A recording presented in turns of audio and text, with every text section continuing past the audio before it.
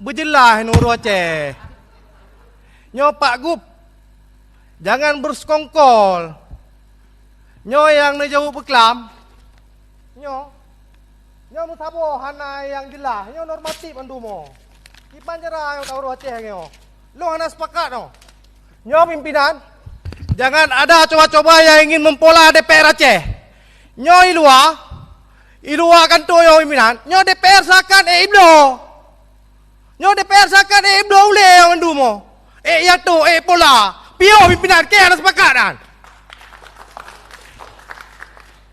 Peng osusnya pemprang pimpinan. Nyoka berulang kali dong sampaikan. Peng osusnya pemprang. Bukan untuk beli mobil dinas teman-teman. Bukan untuk membeli mobil dinas kepala SKSKP ayan. Hana rohi memprang ayan. Nyawa-awak korban konflik.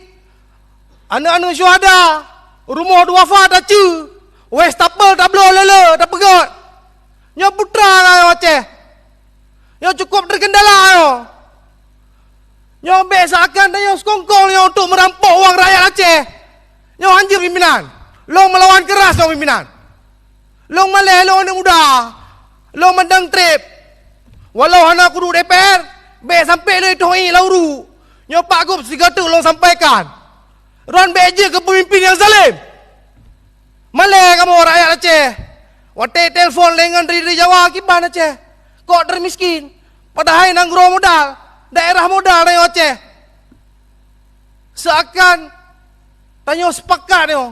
Dana reko pusing. Peng silpa kerap le ko mas kurung te.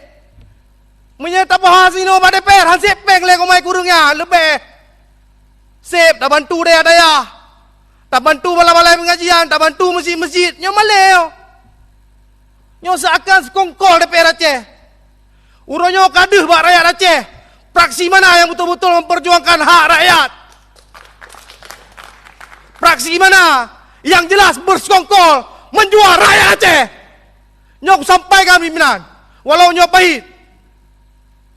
Long ada masalah, siap dengan risiko apapun long. Siap bertaruhkan nyawa long untuk rakyat Aceh pimpinan. Sekian, terima kasih. Assalamualaikum warahmatullahi wabarakatuh.